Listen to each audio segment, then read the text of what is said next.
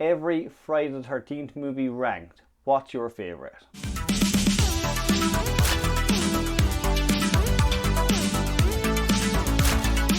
Hey there guys, and welcome back to Dino Review. So if you've been watching my videos over the last few days, you know I am kind of promoting at the moment, and I'm going to be doing 31 videos for 31 days through October.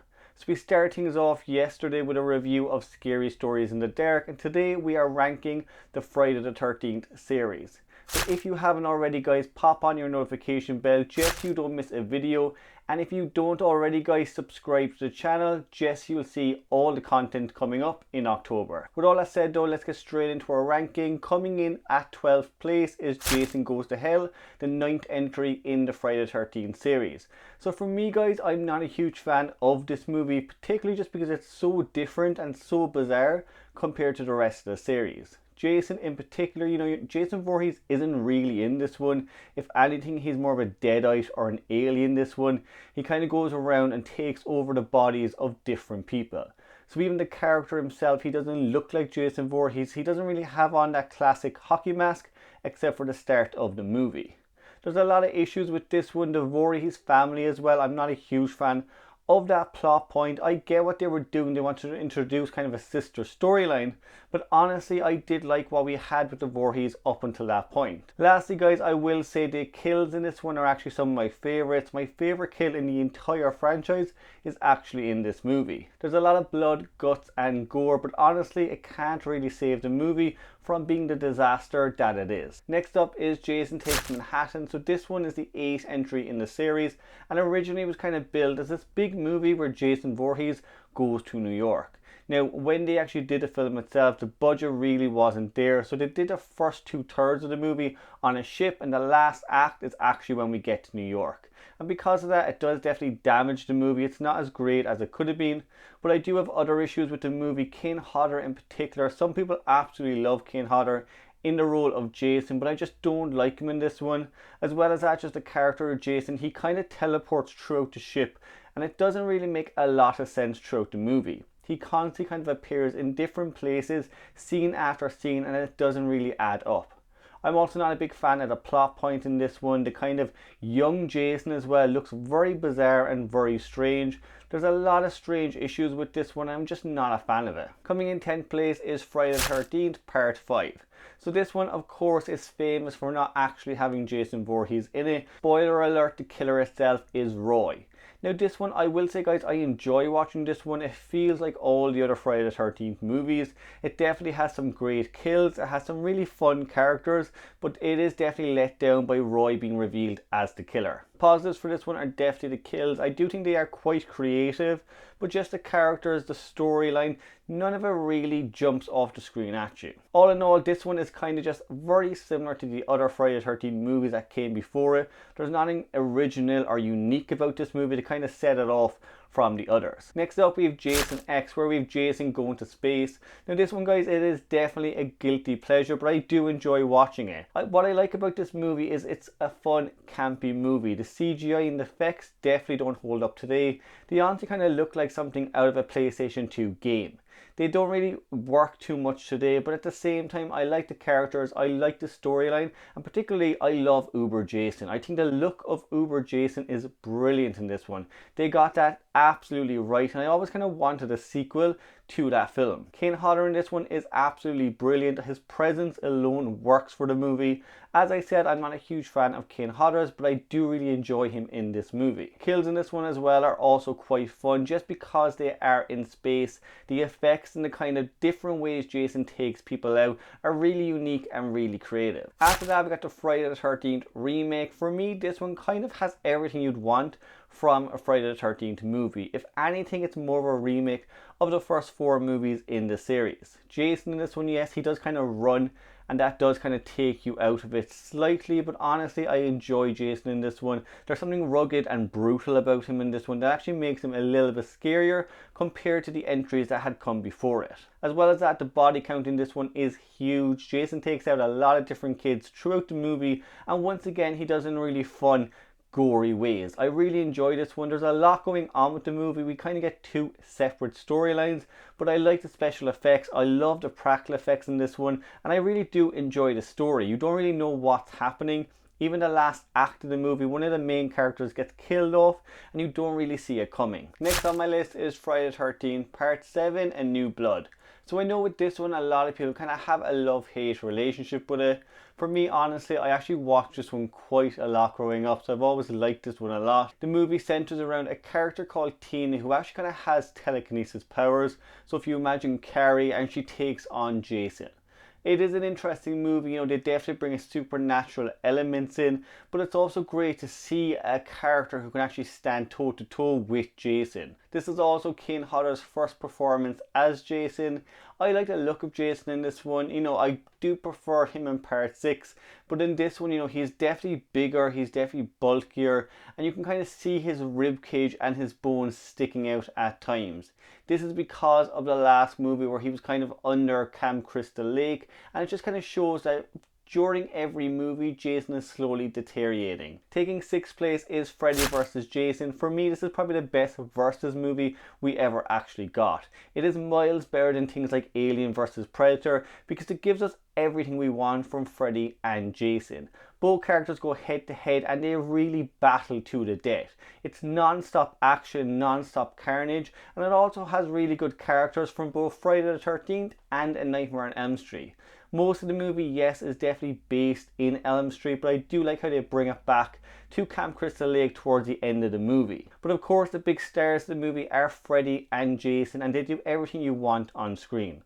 Towards the end of the movie, they are literally tearing chunks out of each other and trying to take each other out in any way they can. Now down to our final 5, and next up is Friday the 13th Part 3. So this one, when it was originally released, was a 3D release, and you can still see that when you watch the movie today. And that's kind of one of the charms about the movie. When I watch this, I can constantly see what they were doing with the different 3D effects. Some of them definitely hold up and they work, and some of them absolutely do not.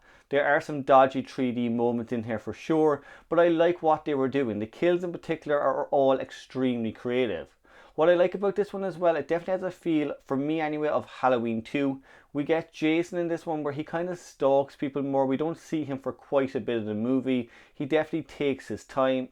Of course, this one also gives Jason the iconic hockey mask, so he doesn't actually get that until the 3rd entry in the franchise. The body count in this one is also quite high, and there's a lot going on. We don't just get teenagers getting killed off in this one, we get a whole other cast. There's quite a lot going on. As I said, it does kind of feed more into the 3D when people are killed with kind of rakes and hatchets to the head, but I like what they were doing with it. Quite a few of them, as I said, work, and I do kind of wish I'd seen it originally in 3D. Taking 4th place is one of my favourite Friday the 13th of all time, and that's the original movie. So I actually absolutely love the first movie in the series.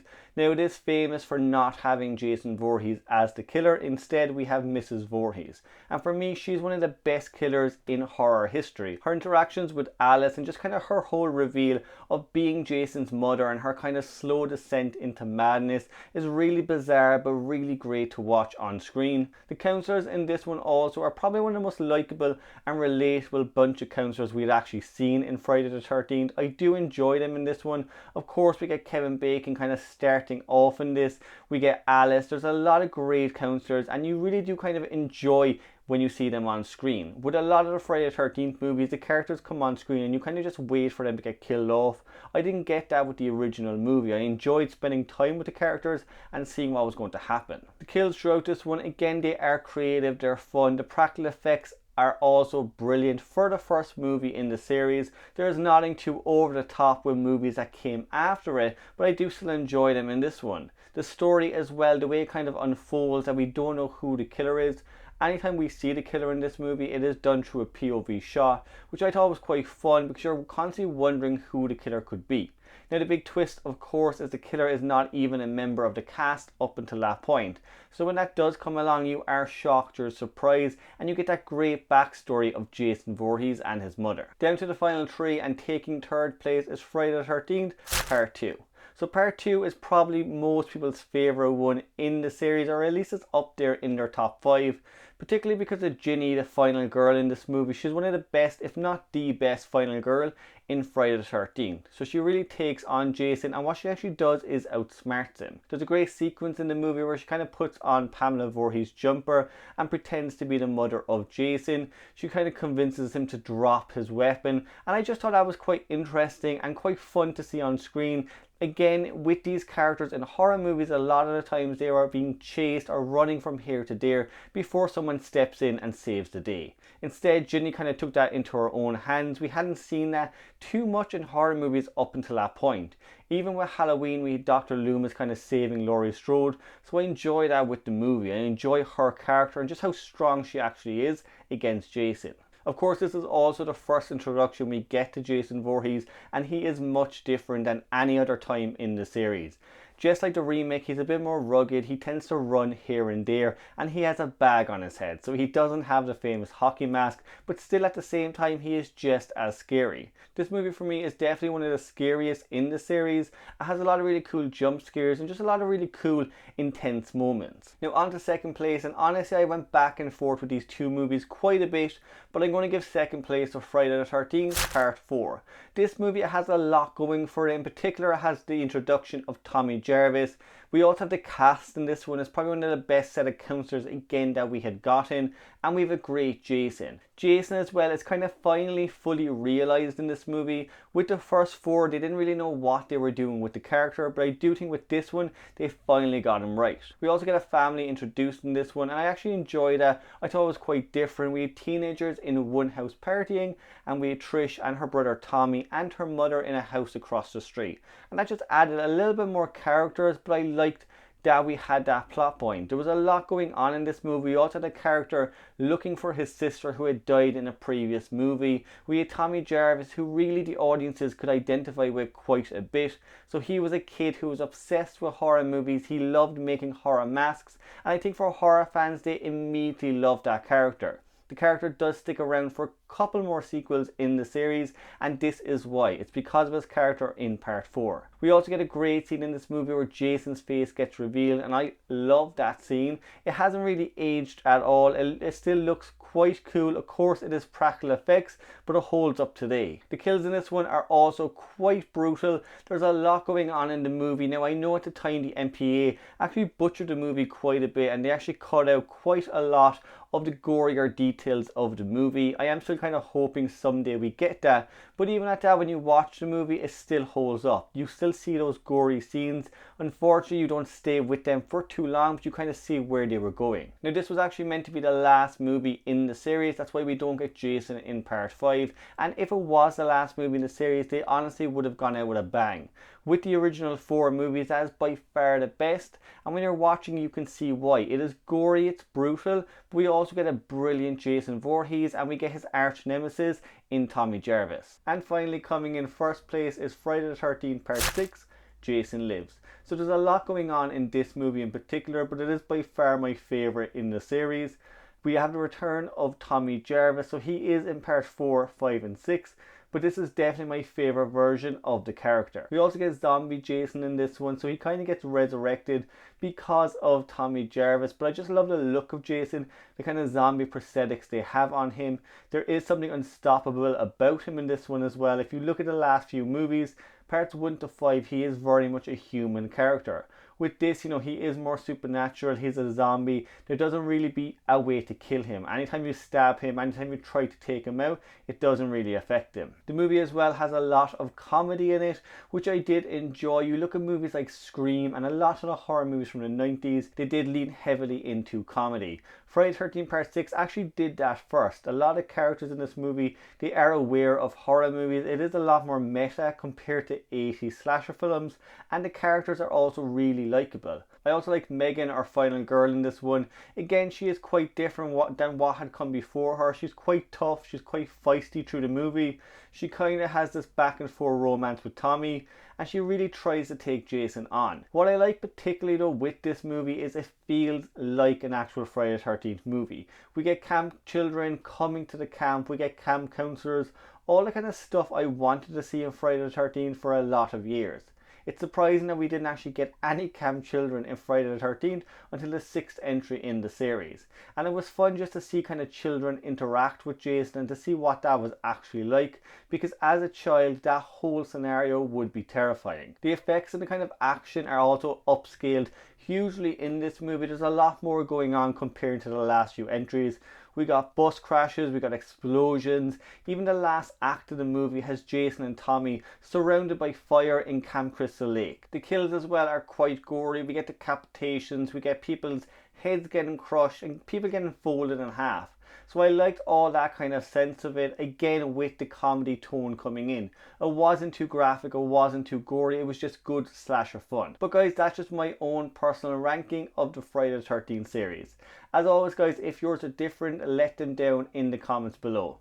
Now tomorrow I'll be continuing on with my October series where I do a new video every single day, and we're going to be looking at The Exorcist. So I saw that last night and honestly it still holds up today. It's still as terrifying. The performances are brilliant in the movie, so I can't wait to jump in and talk about that one. If you haven't already guys, make sure you pop on the notification bell just so you don't miss the next video. Subscribe to the channel if you like, and I will see you in the next one.